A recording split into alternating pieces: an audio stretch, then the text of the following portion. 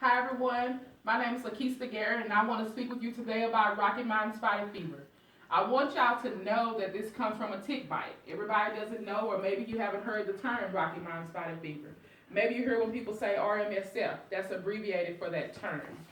I want to show you a picture of a tick and let y'all know what they look like. They're very small. A lot of people don't know what they look like, so I want to pass a picture around, let everybody look at that for me, please.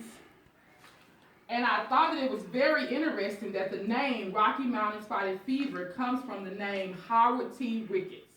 He was a doctor that discovered that the bacterium comes from a tick bite.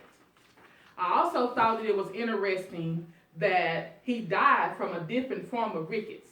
So he didn't die from the Rocky Mountain, he died from the typhus. That's another form of a bite that he could die from. It just wasn't from the Rocky Mountain Spotted Fever that he had discovered. Also, that it originated from North and South America. There in the Central and South America, some of the tick names that carry the disease was called cayenne. Thought that was kind of weird. Kind of reminds me of cayenne peppers. And here in the United States, the name of some of the ticks is called a dog tick, a Rocky Mountain wood tick, and a brown tick.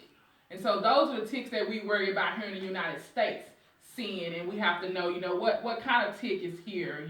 If you ever went on a wellness trail or whatever, did a walk like that, you would want to know, what's in here.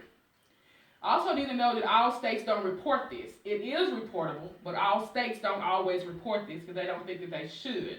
Only like 50% of the states 50% of the states reported this from 97 to 2002.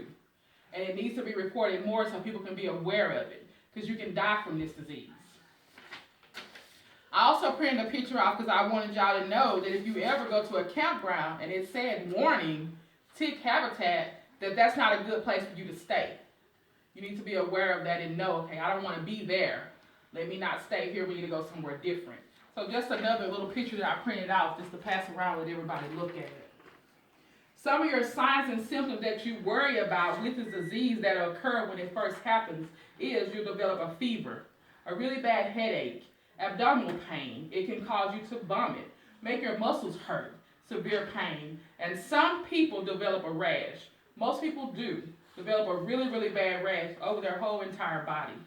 It's not good for doctors to wait on testing results to come back. This is one of those diseases you don't wait for them to draw blood and see what it's going to say. The blood work doesn't always show that you have the disease. It might take a while before it'll show in your blood. Your CBC, which is a complete blood count, can be normal, and you have this disease. You either treat it. As soon as they suspect it, you either treat it.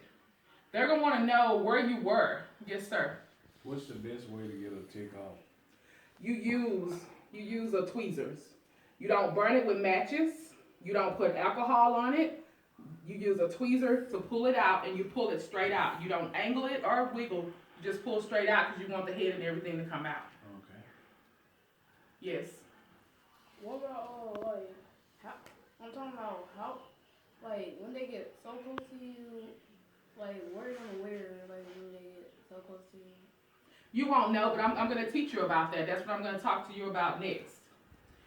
First, I want to tell you that when they treat you, they're going to treat you with an antibiotic that's by mouth, and it's called doxycycline. That is your first line of defense of medications for this disease, and it'll cure it if you're caught in time. Most people end up in the hospital with this disease. It's very serious. It can be fatal.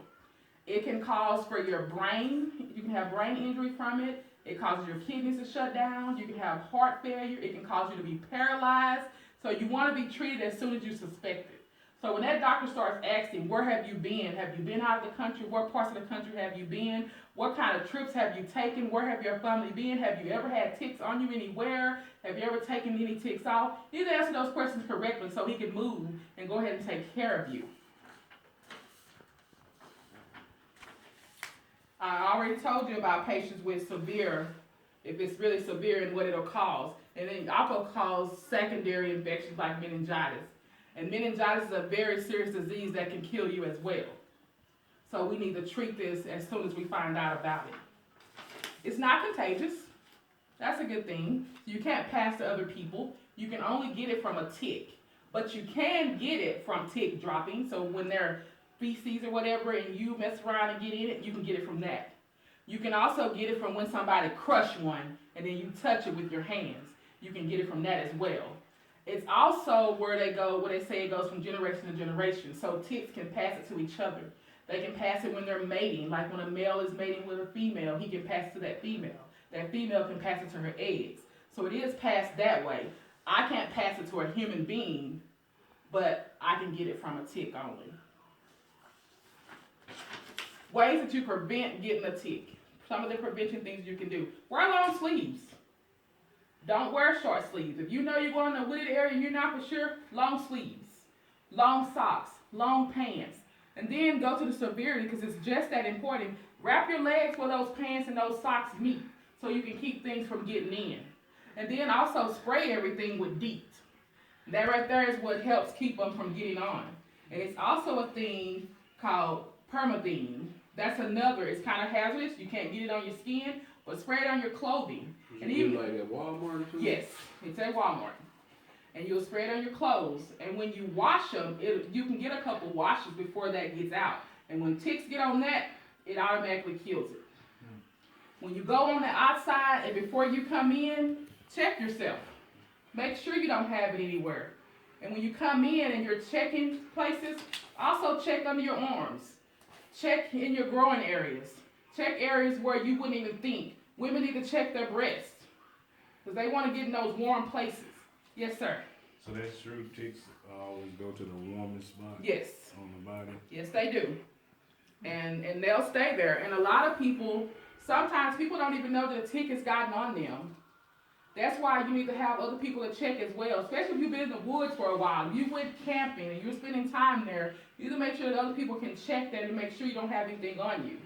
And then also with clothing, when you're unsure, make sure you wash them in high temperatures, dry and high temperatures, so it'll kill it, so you don't have to worry about it. I was telling you about some of the preventions. Also, you go through people's hair and check that as well and make sure. And those are some of the preventions and a picture of that to show you that. What do you do if you go through an area that has ticks? How do you keep it from getting in your hair? You just make sure that whenever you come back home that your mom checks your hair and goes through it and just make sure. That she just needs to make sure. So they make like special shampoos or something? Well, not really. No, you just check their heads and just make sure. Or they just pull them out? Mm-hmm. Okay. Yes. And I just want people to know that this is a disease that you need to be aware of. It's not something to be scared of because sometimes it's things that we cannot prevent. But if you get sick and you know you've been out in wooded areas, you need to let your parents know. If they're adults, you need to have somebody else to check. If you start getting a fever for no reason, vomiting, hurting really bad, we need to go to the doctor and have that checked. And we also need to check your body and make sure that there's not any fleas on it. And that concludes my presentation. I thank everybody for listening to me. 8 minutes.